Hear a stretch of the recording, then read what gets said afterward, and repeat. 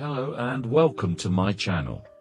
Here, we will explore the history of a Southeast Asian people, a nation small in size, yet unwavering in spirit through countless tsunamis that once sought to swallow it whole. That nation is Vietnam. Today, we continue our journey into the mythological era of the Han Kings through to legendary tales. The legend of Banh and Banh and the story of Tinh and Thuy. Banh. Summary of the legend. Long ago, during the reign of the 6th Han King, after defeating the Yin invaders, the king wished to pass down his throne to one of his sons. On the occasion of the Lunar New Year, he summoned all his princes and declared, "Whoever can bring me the most delicious and meaningful food offering shall inherit my crown." The princes eagerly set off to search for rare and exotic delicacies, each hoping to win the throne. Meanwhile, the 18th son of the Han King, named Thuy Lieu, also known as Lang Lieu, was a kind-hearted, virtuous man who was deeply devoted to his father. Since his mother had passed away early, he had no one to guide him and felt lost and anxious. One night, Thuy Lieu had a dream. In it, a divine spirit appeared and said, "My child, there is nothing more precious in heaven and earth than rice, for it is the food that sustains human life. Take glutinous rice and shape one cake into a square to represent the earth, and another into a circle to represent the sky. Wrap the cakes in green leaves and place a filling inside. This will symbolize the love and care of parents who protect and nurture their children." Thuy Lieu awoke filled with joy.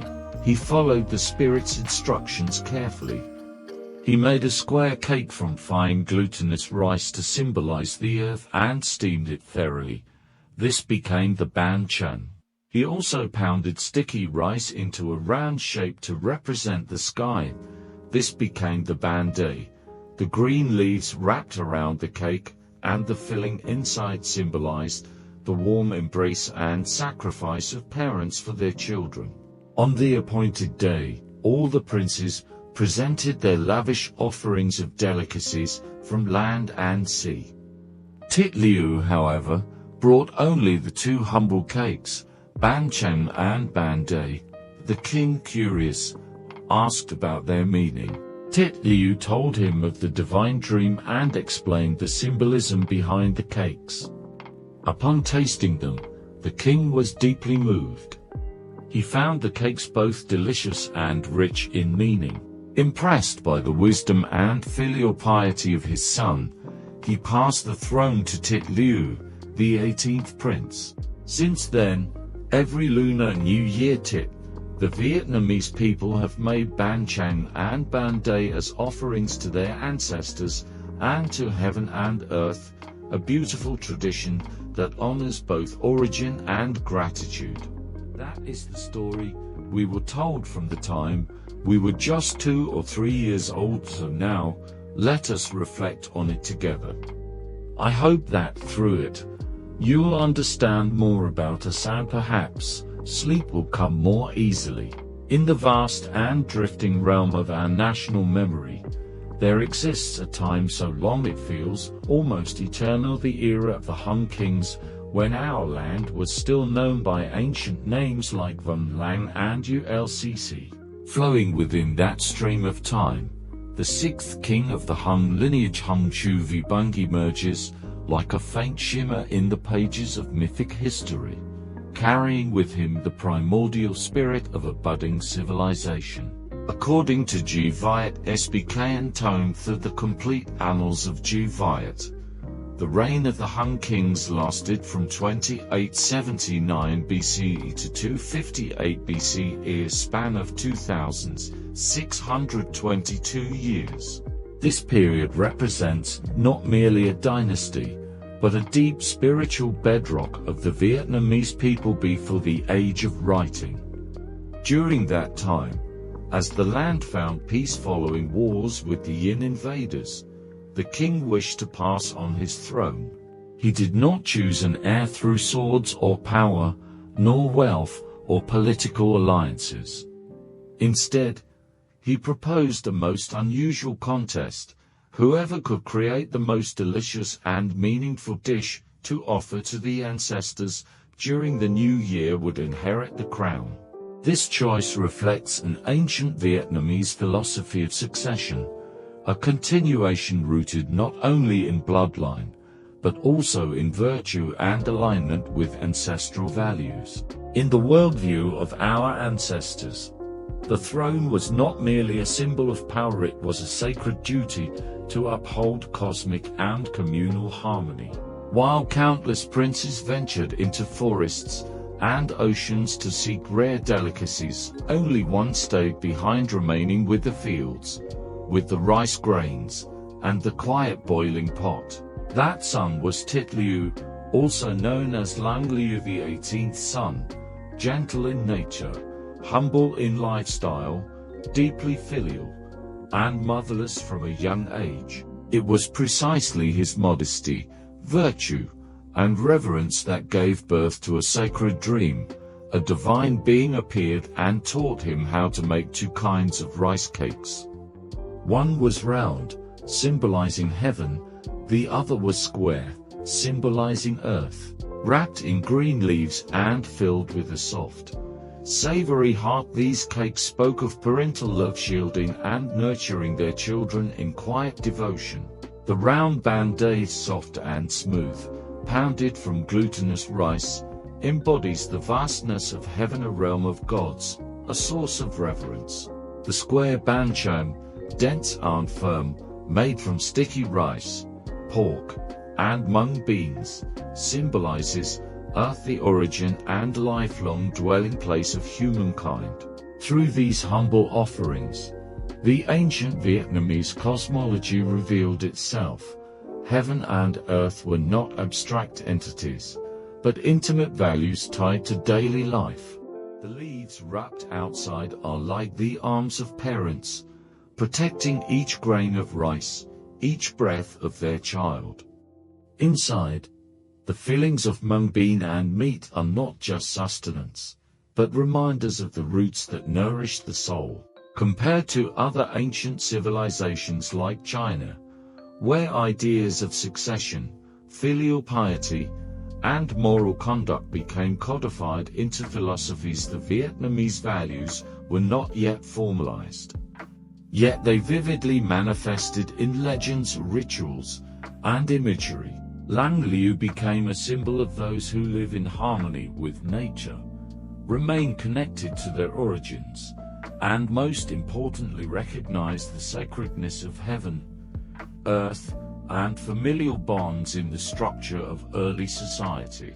When Lang Liu presented his cakes to his father, he brought no fanfare, no eloquent speeches, no lavish feasts. He simply recounted his dream, and the meanings hidden within each cake.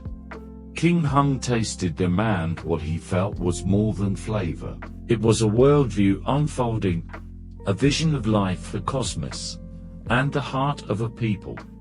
Heaven, earth, humanity, family, all crystallized into humble cakes, soaked with the spirit of a nation.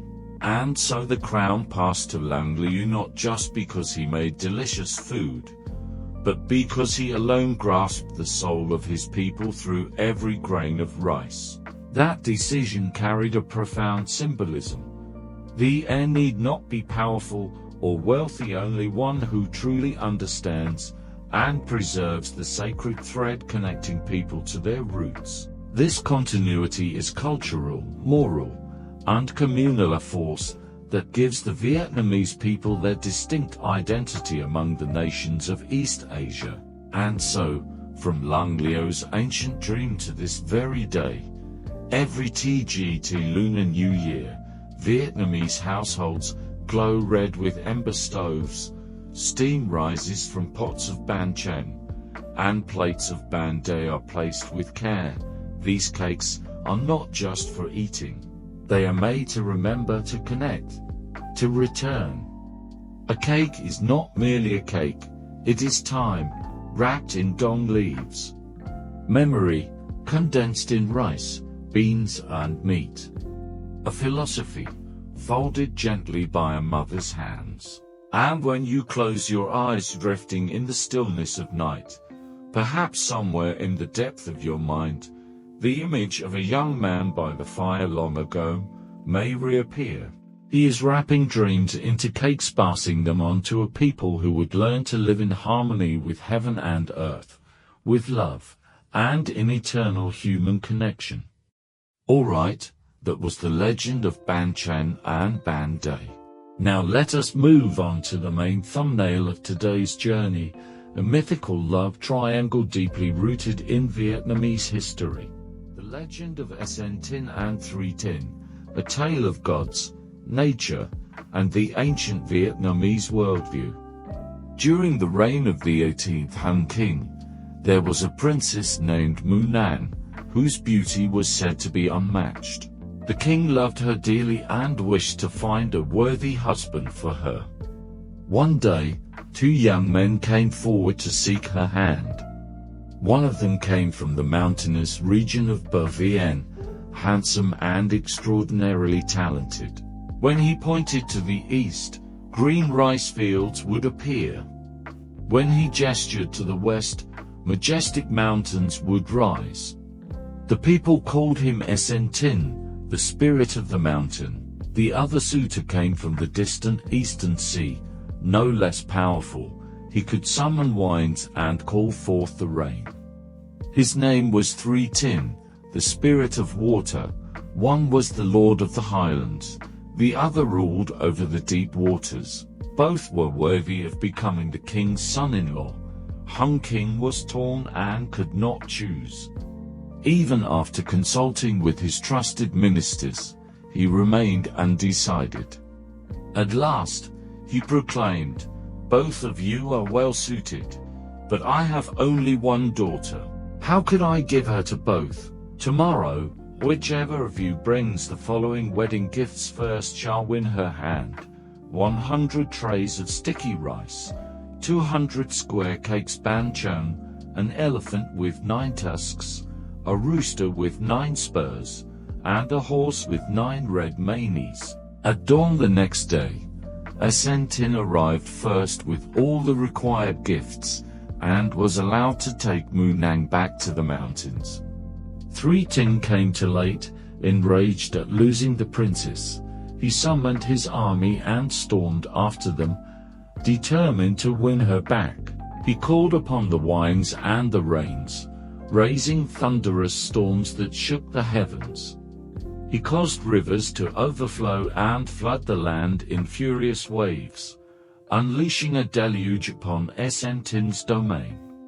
Fields, villages, and homes were all submerged, but Sen Tinh stood firm. With his divine powers, he lifted mountains and raised hills to block the rising flood. The higher Thuy raised the waters, the taller Sen Tinh built the land. The battle raged for months, but eventually Thuy grew exhausted and had to retreat. From that time on, Thuy's hatred only deepened.